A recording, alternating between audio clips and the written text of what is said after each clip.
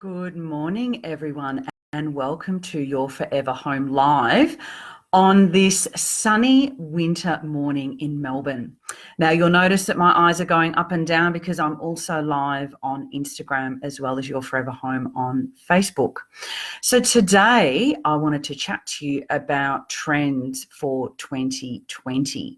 It's interesting because hi, Alan, thanks for joining.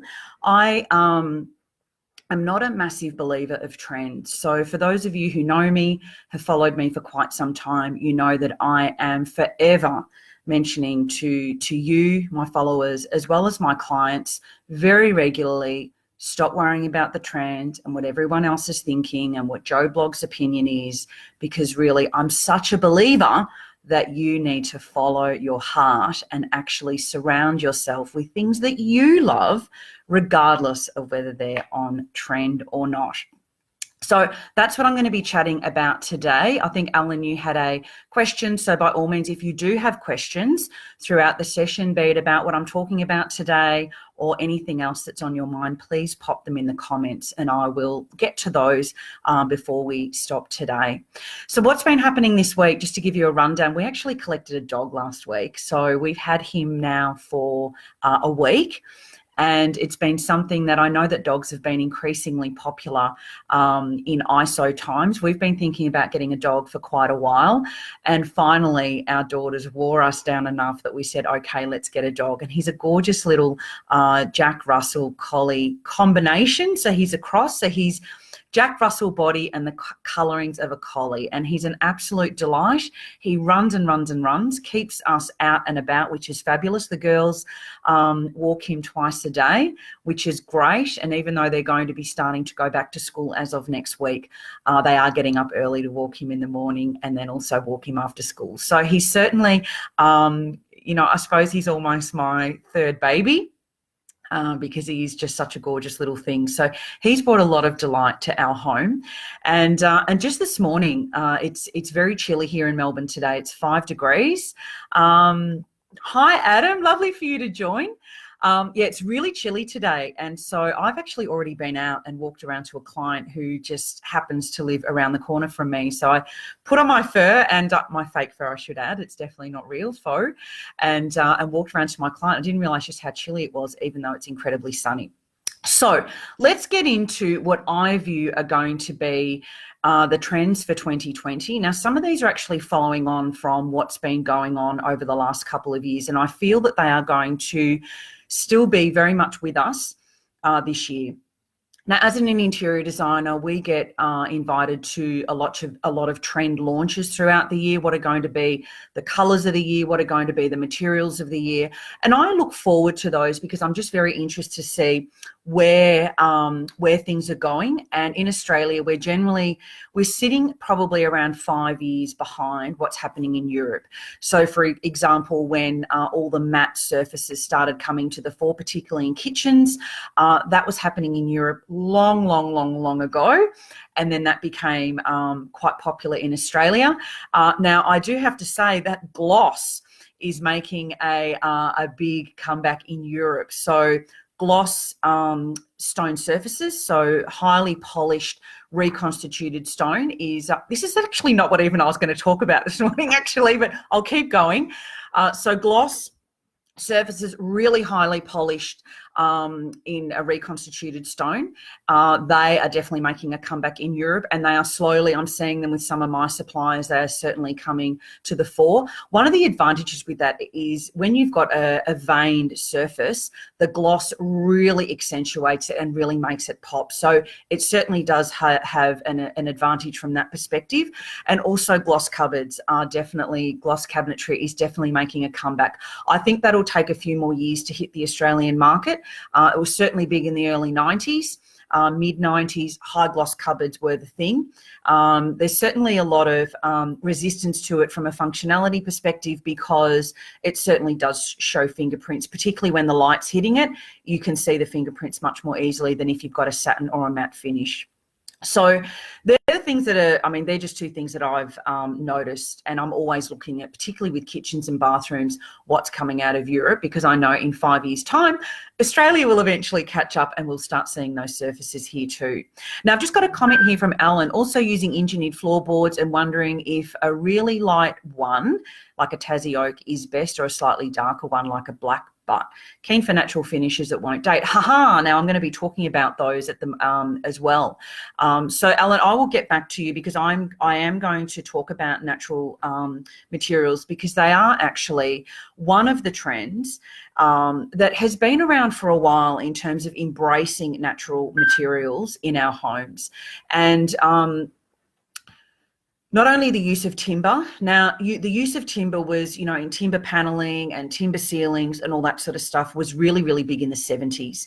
And so I've noticed that, particularly with some of the modernist houses, people are now, whether you're a big fan of this or not, whether you think that it's in, you know, it's ruining that style, or whether you think it's modernizing it by painting all the paneling in white. That's very, very controversial with a lot of the modernist Facebook pages that I follow. So, but those natural materials are definitely coming back. So the use of timber in kitchens, the use of timber cabinetry, the use of VJ boards, even though they are more white, but still they're having that effect of a timber. So these are definitely coming to the fore. And I think that they're going to be around for a while. Now, because we've got a very high emphasis on sustainability at the moment, and people are becoming a lot more conscious of their choices, that is also bringing recycled, reclaimed, and the use of natural timber, or the use of natural materials, a lot more to the fore. Now, I don't think this is going to wane. This is something that has been around for a couple of years now, but I certainly don't see it dropping off, because we are becoming more and more conscious, and I think that the sustainability thing is just going to get bigger and bigger and bigger. So the use of timber, because it is a renewable resource, we're going to see that used more and more. Now, because things like laminate, we don't always have a veneer or a solid timber kitchen anymore. A lot of the times that's due to the cost. So you're finding then that a lot of the laminate finishes, which have got that timber look, the way they're producing those is they're really looking at the way they're producing those, particularly in Australia. You need to watch the products coming out of China in particular, but the use of formaldehyde is being reduced, and the use of toxic products in these manufactured products is being reduced as well. So I think embracing natural stones and embracing other natural materials is just going to become bigger and bigger, and also embracing the blemishes that come with a natural product, that it doesn't have to be perfect. I think we're going to be, you know, leathers that may have, you know, natural tarnishes in them and not having it perfect. Floorboards that are not select cut, that you're actually getting floorboards that, you know, have got the knots and the cracks and all those sorts of things that give it its character. And so people are actually using products like petrified timber, and the fact that it does have blemishes in it makes that material and that product even more beautiful. So even metals that are burnishing, and you've got, you know, ones that are not going to be so perfect, are definitely something that people are embracing, that it can be a living product like living brass and so forth. We're embracing the fact that those things may tarnish, but it's not such a big deal. We can relax about it because it's the beauty of the product as well. So, and look, I've written an article about this, and so these are the things that I've actually written for that article that's probably going to come out in the next couple of weeks, and that's why I thought, because it is something that people are looking at. But just getting back to the point that I was making around, you know, as a designer, we get access to all the trends that are coming out and the colours and so forth, and Dulux do a colour every year.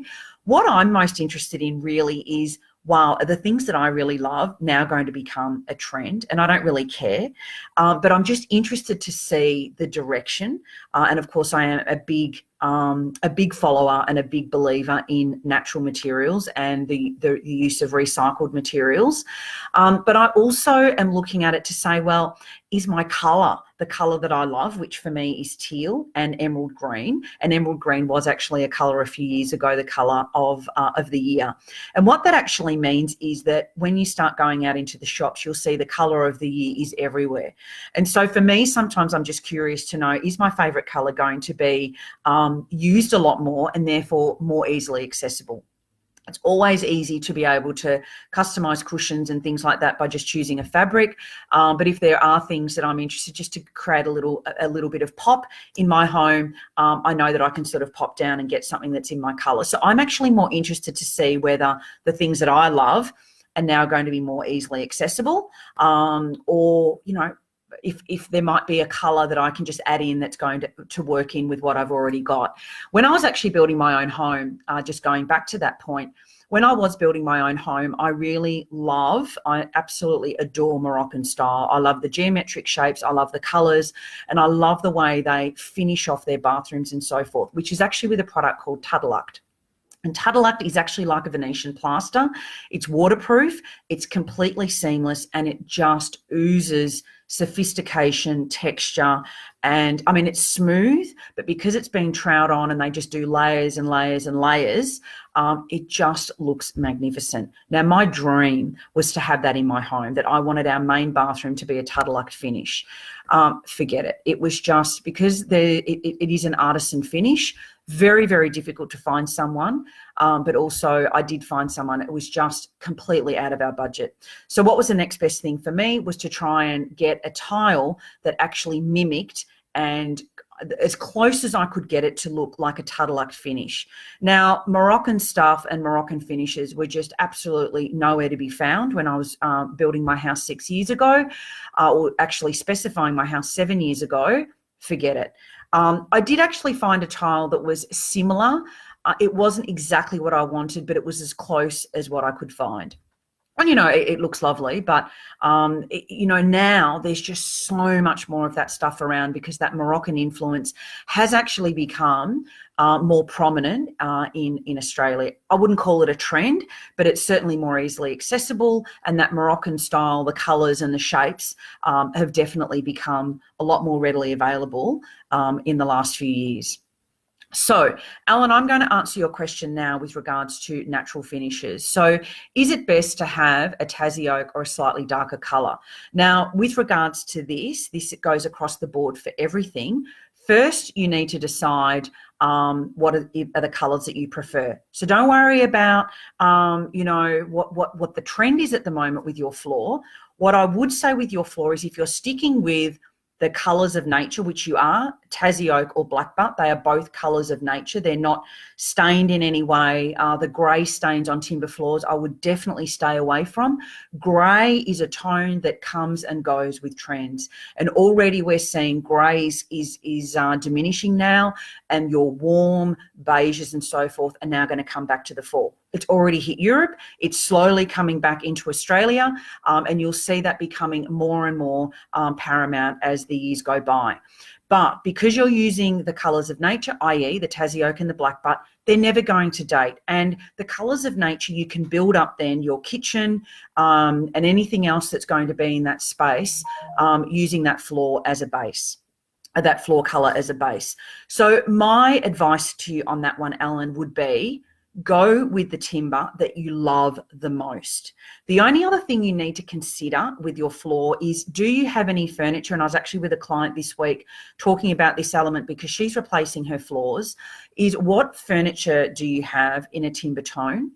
Is it going to marry in and effectively create no contrast with the floor that you're deciding on, i.e. you've got darker furniture? Or do you have a lot of Tassie oak, light coloured furniture that is basically going to blend in, which is a look that you may not be after?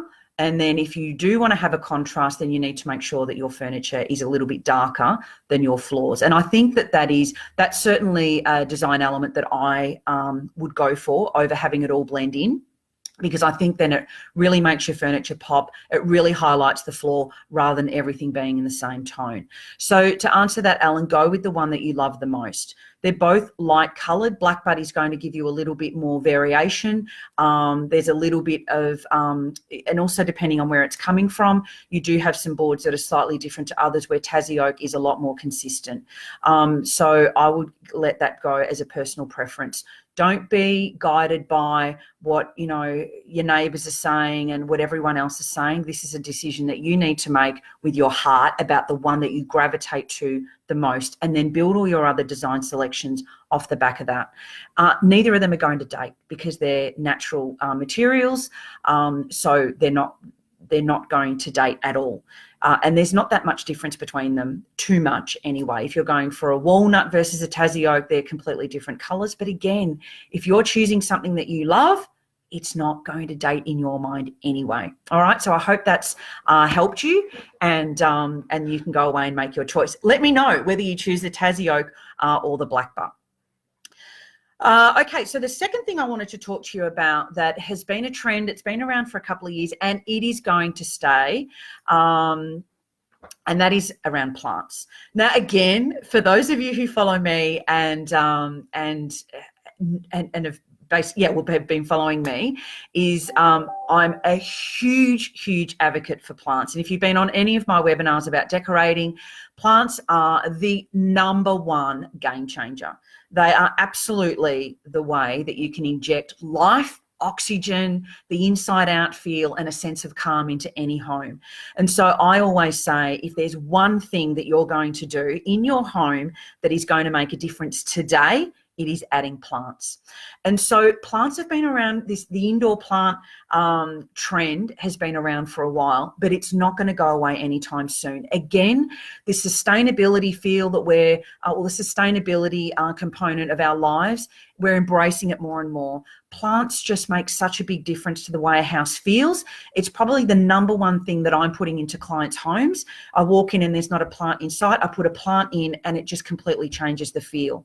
And there's lots of different ways that you can use them. Now, in the 70s, again, I refer back to the 70s, having almost an entire room littered, and I say littered because they were completely everywhere. They were stacked and layered, and you had hanging baskets, you had plants in baskets and on stands, and they almost took up an entire corner of a room. That sort of look is probably not the way that we're going down. That was very, very full on. But I think a plant in a corner, in a stand, or a plant in a basket for a more casual look in a corner. If you're not going to have a lamp in that corner, then I would definitely go down a plant route. And again, I do it all the time with my clients. So it is such a great way to just inject so much life into your home. So don't underestimate the power of plants. Now, the way I use them is having an indoor plant that is trailing, which then can go on a mantelpiece, it can go on a bookshelf, it can go on a bench top, it can go on a side table. There's so many different places you can have them. And you can just pop them around. Now, I also have what I call in my home a propagation station. So along one of my windowsills, not only would I have a little plant there in a pot, but then I also have a whole lot of little bottles. And I just keep cutting all my little offcuts of my devil's ivy, my not my monstera, but just my other little trailing plants, my the love heart plants, and I just pop them in little jars, little glass bottles or little glass vases, and I just pop them in, wait for them to grow roots, and then I plant them up. So it's such a great way to create more plants without having to spend any more money. But that propagation station looks awesome, and I've got them all in sort of height order. I've got another propagation station going, which is all my herbs out of my garden, so that I can share them and give them to my friends. I can create them a little herb posh with all different types of herbs that they can then go and grow in their home and use in their cooking. So plants, so easy and cheap, affordable, and just make such a big difference. So think about plants that are going to be on the floor in maybe an empty corner. Really good way to avoid having an empty corner. It's just having a really beautiful plant. Monsteras are fantastic. Devil's ivy, all the other plants that are a relation of a devil's ivy. Stay away from things like maidenhair ferns. They're really difficult, very, very finicky. But just get something that's easy, and one that's going to, a peace lily is also good, that sort of tells you that it needs water by being a little bit droopy. You give it a little bit water and then off it goes again. So please don't underestimate how much plants can make a big difference. They're going to be around for a while. They're adding so much to our life at the moment, particularly being in ISO. The last one I wanted to talk about was terrazzo. And this is one that has sort of came to the fore maybe last year, a little bit earlier. And terrazzo is a magnificent material. Not only is there so many different types available in terms of the size of the chunks, the size of the stone pieces in them. Some of them are really big, some of them are really small, but also the colours that are available. And they can be used in so many different applications. So as bench tops, they can be used on the floor, they can be used on the wall instead of having traditional porcelain tiles. They can be used outside, and they can be used in so many different ways. So terrazzo, again, was really big in the 70s. There's a really big theme going on here, isn't there? And for those that are renovating modernist homes and you're sort of wanting to create something that is in keeping with that style of home, terrazzo is a great way to do it. They work brilliantly as a splashback if you feel that it's too busy to have all on the floor or all on the walls. Sometimes it just looks great on the floor. And then you can par it back with something a little bit more simple on the walls. Fantastic as a bench top. But terrazzo is something that it will go again. It's not going to be as timeless as your timbers and the other materials that I've spoken about. So unless you really love it, I probably wouldn't put it in your home. But again, if you love it, nothing dates when you love it. And let's not worry about what's going to date in 5 or 10 years' time. And I know, Ellen, you're worried about that with your floors, because if this is your forever home and this is something that you're going to be living with, it doesn't actually matter. It's completely irrelevant. And if I go back to when I built my forever home 6 years ago, I didn't care about any of the trends. All the products that I was choosing was really around things that I'd loved for 10, 15, 20 years. So the Moroccan theme was very heavily prevalent for me, and I'd always loved that.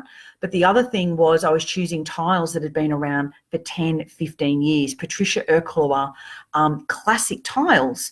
And so 10, 15 years had already been around. They were a design classic, really, in my mind. So you need to be true to your heart. And so terrazzo is one of those materials. It is quite polarizing. You either love it or you hate it.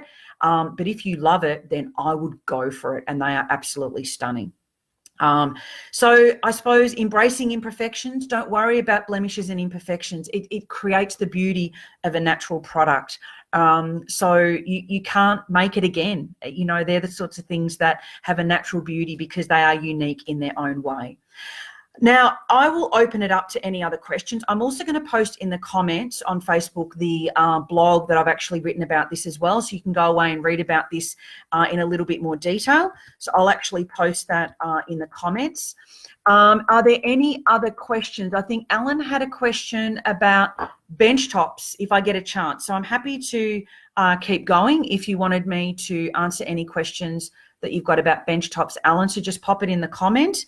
And on Facebook, if there's any other questions, please, pop them in now, and I'll just stay on for a couple of more minutes. Hi, Kate. Thank you so much for joining. So lovely to see you following so many different things. It's just gorgeous. And Holly, thank you for joining. All right. So the question from Alan is, does that mean light and dark greys in carpets will be on the out? Should we be looking at beige sand color carpets instead? Okay, Alan, it's going to be the same answer as what I did for your floors. So in terms of the greys, I think, and I was actually with a client this week and they had a really warm home. Lots of timbers, but lots of warm colors coming out, or warm tones in their furnishings. And also the whole exterior of their home was really warm. And she was actually really keen to inject a whole lot of greys and quite dark greys into her home. And for me, that was just such a jarring contrast between what the outside was like. So you can imagine coming in from the outside where it's really warm, Federation style home, and then you walk inside and you're just hit with all these greys. Now that's very jarring in my mind. It doesn't continue and flow. And so, Ellen, with regards to your carpets, if you've got hints of grey, they're going to go with the timber, no problem. But you need to make sure that the tones throughout your whole home are then in the cool colour palette. If you're going to use greys in your carpets and then you've got a very warm colour on the wall, it's just not going to work. They're not going to, the tones, whether you're going down a warm or a cool route, they need to flow throughout the whole home. So that, I think, is more important than worrying about whether greys are going to be out. The reason I said that earlier is because I've had clients that are going down the grey timber route, and obviously that's not a colour of nature. They've been stained in that grey tone because that's been a trend, and that's the sort of thing that I would stay away from. There's lots of grey natural colours. You can get organic natural carpets that are undyed and they are in a grey tone. So I wouldn't worry about it coming or going. What I would say about grey, because I get this a lot as well, is going down a charcoal route and going really dark. That's going to be an issue. It's not about a trend. It's more around the fact that a really dark carpet, which a lot of people choose because they feel that it's going to hide any stains, what it does do is it hides all the, it highlights all the dust. So stay away from a really dark carpet. So Ellen, my answer is going to be the same. If you're really in love with the grey tones for a carpet, go with it. Just make sure that you've got continuity about that all the interiors in your home are going down that grey colourway rather than going down a warm route. The grey carpet will still go with your timber, whether it's Vic Ash or Black Butt. And the last question here is, re bench tops, will the trend of waterfall edges and thin bench tops last? Waterfall edges, I don't think that they're not really a trend. They are just, they're functional. And look, and Alan, all these questions I'm still going to go back to, you need to go with what you love, whether that's thin or thick. Waterfall edges have really been around. So when we had, you know, thick bench tops of 100 mil bench tops, we still had waterfall edges. Now we've got really super thin bench tops. Yes, we've still got waterfall edges. So whether you go for a waterfall edge or not, it's really not going to make any difference from a trend perspective. In terms of the thin bench top thing, it's a really interesting point. Now they came in and it was quite interesting. So they were hitting Europe when we were thinking about building. So that's about 8 years ago. They didn't hit Australia until 3 years after that. So they've been around now for about 5-6 years. And it depends how thin. I mean, the really uber thin of, 6 mil, 12 mil, that's a different type of material anyway. You're looking at your porcelain pieces or compressed quartz. So in Europe, they are still using the thin bench tops, and I think that's because the new materials come out to allow them to use really thin, which we've never really had the capacity to do in the past.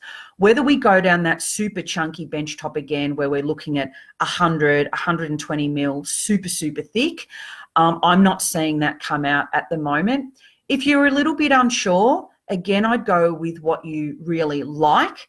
But if you really want to make sure that you're sort of covering both bases, I'd stick with your 20 or your 40 mil. I'd stay away from 60 mil. I hope that answers your question. I think, Alan, a lot of the things that you're asking me, you're worried about things dating. If this is your forever home and you're not flipping it, I wouldn't be worrying about any of that. I'd be going with what you really like. I've had clients very recently who have really wanted a thick bench top because they love it.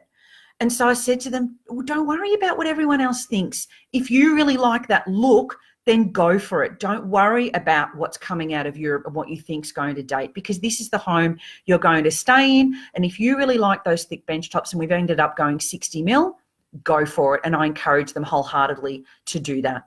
So I think, Alan, you need to trust yourself a little bit more from what I'm gathering around the things that you love, rather than worrying about what's going to come in and out. If you're flipping a property, it's a completely different ballgame. So here I'm really focusing on homes to stay and homes that you're going to stay in for 10 plus years.